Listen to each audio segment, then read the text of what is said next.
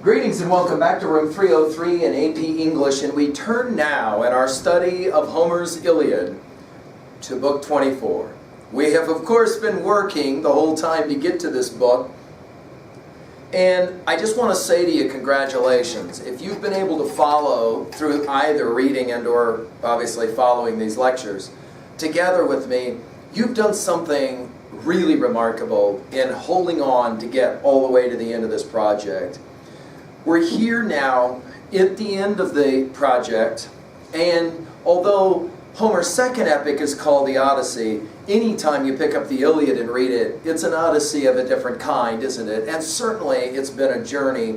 Here I want to suggest that so many of the major themes will be subsumed in this amazing final book.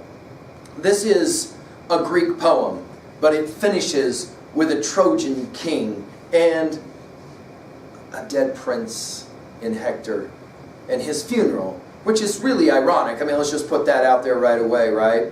Now, this will be our last time to review the list of lectures. Again, if you haven't been following, learnstrong.net, and in the AP folder, go and find my earlier lectures. Let's just review really quickly the 23 preceding books. In book 1, of course, the invocation of the muse. The opening lines, we'll actually come back to it at the end of this lecture.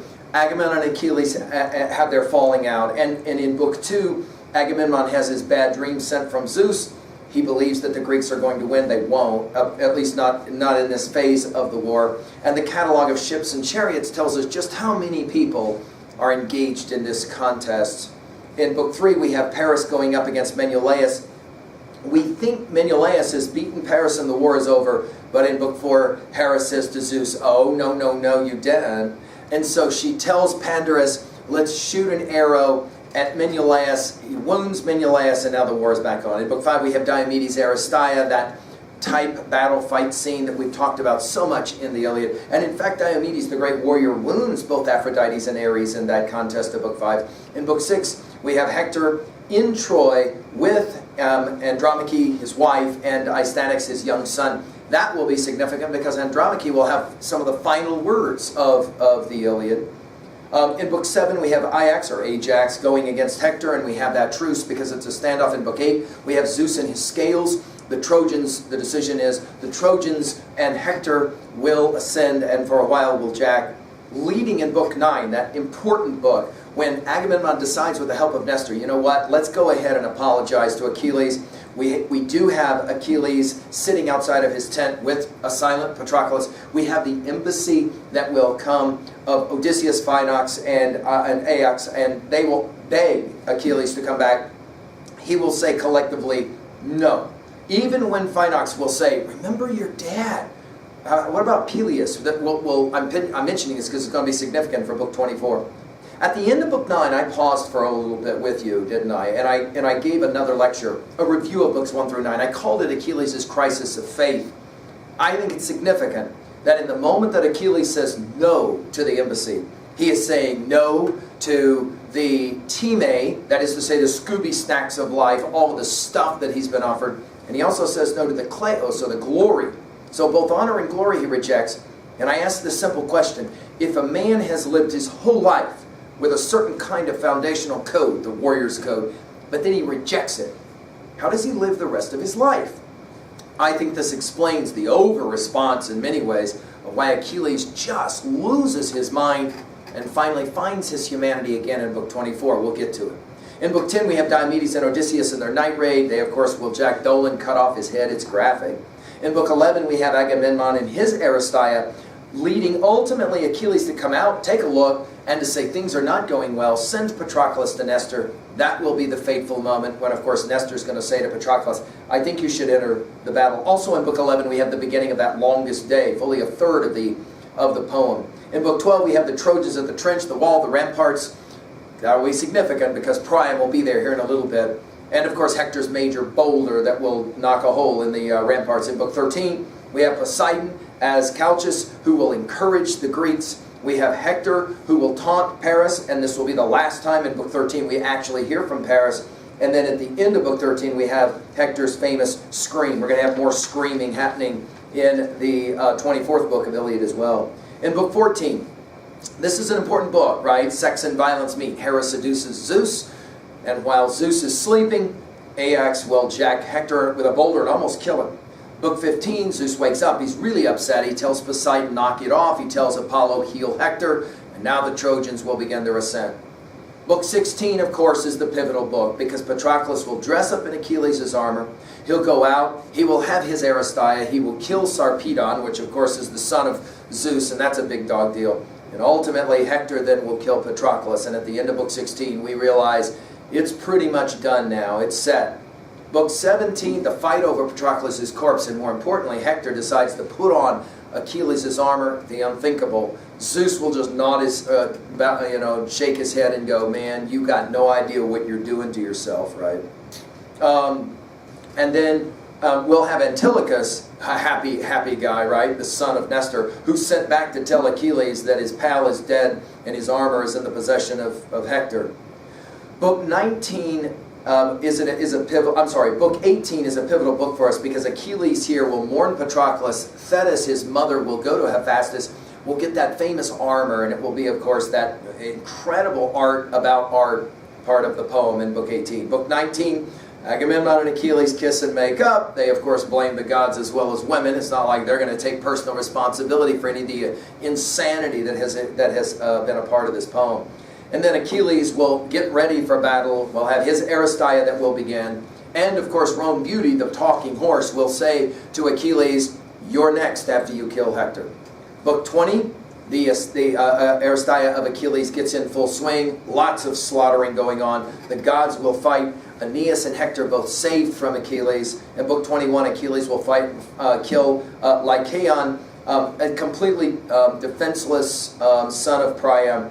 He will fight the river, Scamander or Xanthus. And then finally we have the silly exchange where the gods themselves are fighting, rendering the whole kind of experience of the Iliad as kind of silly or sophomoric. And then Book 22, of course, a very serious book, the death of Hector, right? Poor Hector, fooled by Athena into believing that his bro is there, his brother is not there. And then, of course, at the very end, when Andromache learns that her husband Hector has been killed, she faints, and with the fall of the veil, we have the fall of Troy prefigured. Finally, in Book 23, we have the funeral of Patroclus and the funeral games to follow. And that's where we've left it off when we pick up Book 24.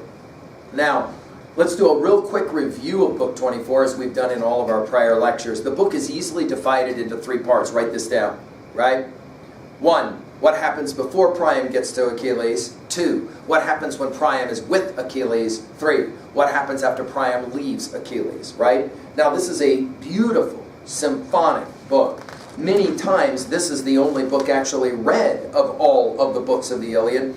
The problem, of course, with doing that is you don't have a point of reference. Let's work through it now. First of all, before Priam meets Achilles.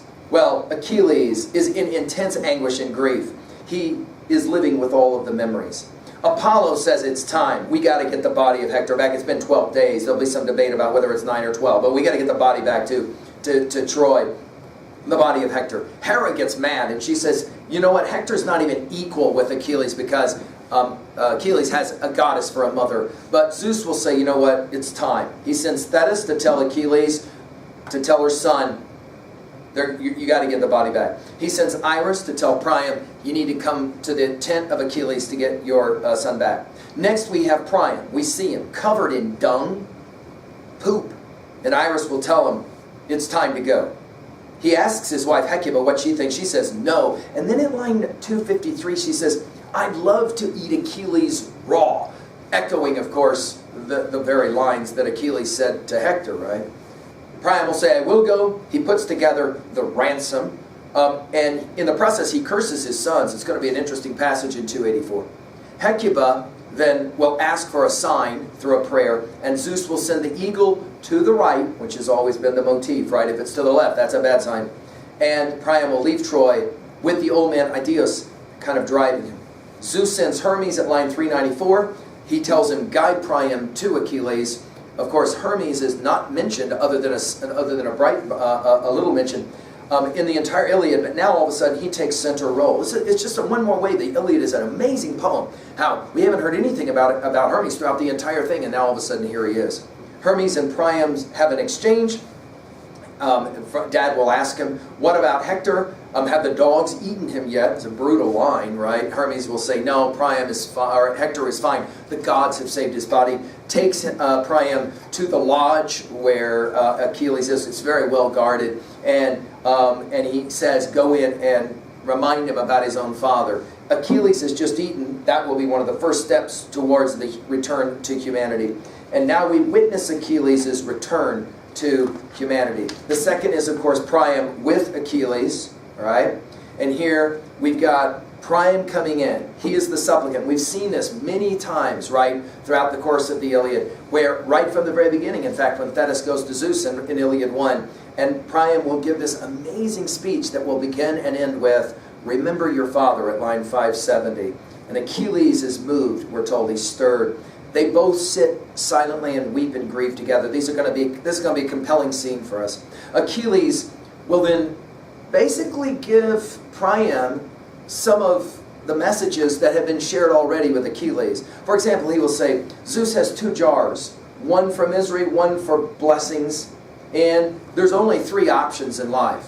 To have only the jar of blessings would be a god, right? So humans don't get that. To have only the jar of misery would make you a monster, insane. Nobody wants that. So in other words, life is basically kind of a mix of the two, right? And he talks about Peleus as own father, and then he talks about Priam. And then he says it, bear up now, right? And he says it, I'll give you your son. They eat. Achilles tells the story of Niobe, a woman who lost all of her children because she boasted to the goddess Leto.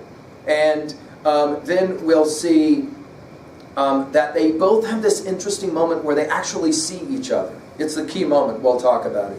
Then they get ready to go to sleep. Achilles, the very last thing we see about him is he's in bed with Briseis. So we've come full circle from Briseis being taken from Achilles to now being returned to Achilles. And it is the last time at line 793 that we see Achilles. Priam is outside on the porch, and he's told, Agamemnon, you better get up and leave because Agamemnon might jack you if he found you here. Hermes leads Priam away. Priam goes back to Troy. The third and final part, Priam is back in Troy. This is, of course, after he's been with Achilles. Cassandra, interestingly, who again, not mentioned hardly at all throughout this poem, sees her father first. You'll remember that Cassandra is, she's cursed and blessed. Blessed to always tell the truth, cursed nobody believes her, right? She raises a scream at line 820, and then the lamentations will begin. The first is Andromache, the wife of Hector at line 850. She predicts, Andromache predicts the fall of Troy and the tragic death of Astyanax as well. Astyanax will in fact be thrown from the walls of Troy at the end when Troy falls. That's not in the Iliad, that's post-Iliad. Then Hecuba, the mother of Hector, will have her lamentation at line 880, and she also predicts the fall of Troy. Helen, interestingly, is given some of the final lines of the poem. We've heard virtually nothing from Helen through most of this poem, and yet here she is at line 895, and she says about Hector, you were always kind to me, sounding very much like Briseis talking about Patroclus in book 19, line 350. Priam has already asked Achilles, will you give me 12 days to get my son buried formally? And he tells his people, they burn and bury Hector. And the final lines of the Iliad are, so the Trojans buried Hector, breaker of horses. Well, that's how it begins. So now we turn, and we want to enjoy some of the amazing lines of poetry here. I wish, as I have said about every one of these lectures, that I could read the entire thing to you. This is beautiful, beautiful poetry. All the major themes are subsumed here. Let's enjoy this. I'll do my best to try and help you with it. Well, we see at the opening of 24, Iliad 24, we see now the agony of Achilles, the grieving of Achilles. The games were over now, we're told. The gathered army scattered, each man to his fast ship. Fighters turned their minds to thoughts of food and the sweet warm grip of sleep. But Achilles kept on grieving for his friend, the memory burning on. We've already commented on when we do St. Augustine's Confessions 4, The same idea that the memories of the person you care, love, gone, just jacks with you. And all subduing sleep could not take him. He can't sleep. Significant, because by the end of this book, he'll be able to sleep. Not now. He turned and twisted side to side. He longed for Patroclus's manhood, his gallant heart. Now, there's always been debate about, are Patroclus and Achilles lovers as in homosexual, physical lovers? What is this up with his manhood? Or are they rather just close friends? I mean, obviously Achilles sleeps with women. I mean, he'll be with Briseis at the end of this book. It's pretty clear, though, that the relationship between Patroclus and Achilles is a very special one. We're told the memories flooded over him, live tears flowing.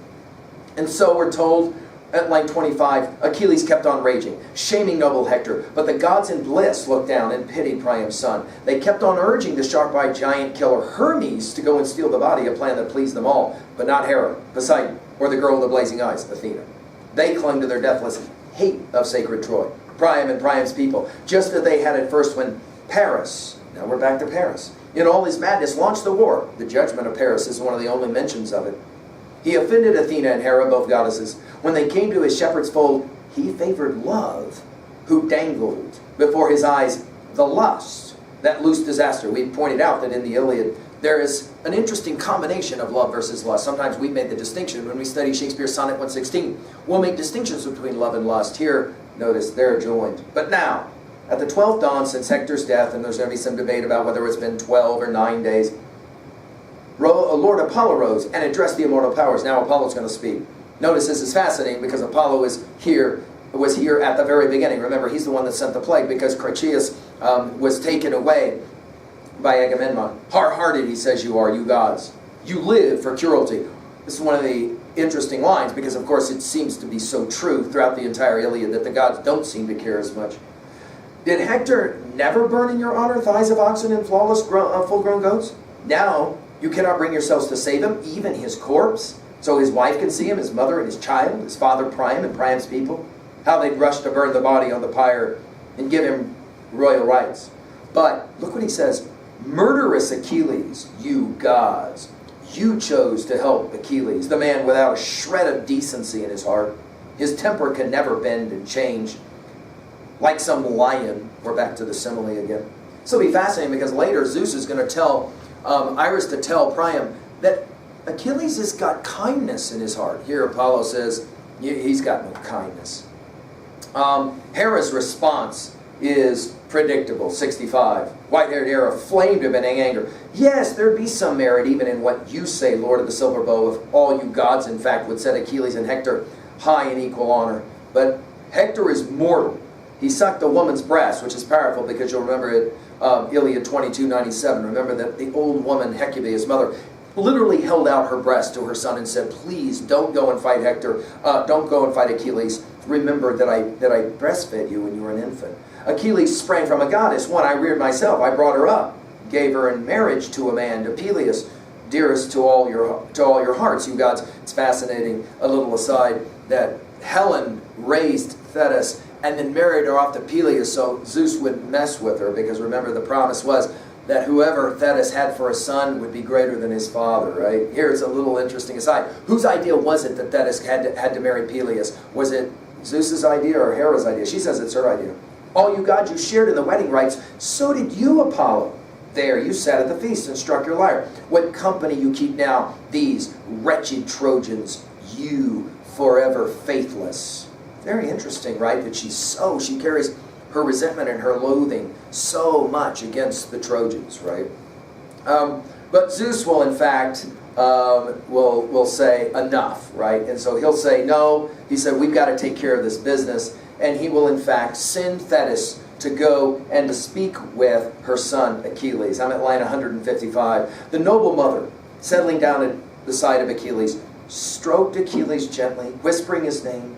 My child, how long will you eat your heart out here in tears and torment? It's fascinating language, given that Achilles said he was going to eat Hector raw.